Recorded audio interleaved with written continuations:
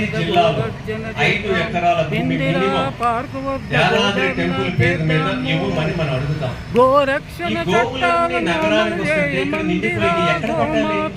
ఏ జిల్లాలో ఆ జిల్లాలో ఈ 5 ఎకరాలు యాభూలు పెట్టి అక్కడే శిక్షణ ఇచ్చి రైతులకు అప్పచెప్పేద్దాం.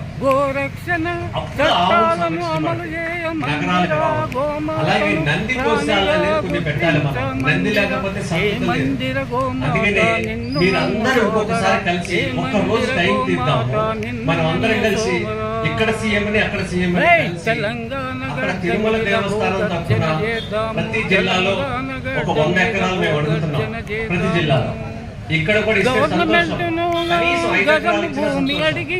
ఇలా చేసి స్థానికంగా ఉన్న రైతులకి అక్కడ మనకి ట్రైనింగ్ ఇచ్చి ఈ వ్యవసాయం చేస్తే భూతాపం తగ్గుతుంది. అలాగే ఈ మంచి ఆహారం తింటే రేపు పిల్లలు పుడతారు.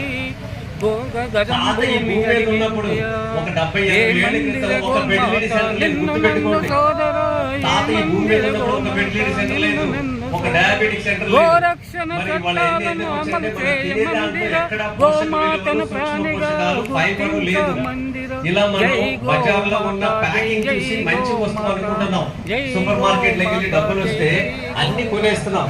ప్యాకింగ్ చూస్తున్నాం, ప్యాకింగ్ బాగుంటే కొంటున్నాం. ప్యాకింగ్ కాదు చూడాల్సింది, క్వాలిటీ అంటే గో ఆధారితంగా పండించిన పంటలకు సంబంధించిన భోజనం మీరు తినాలి.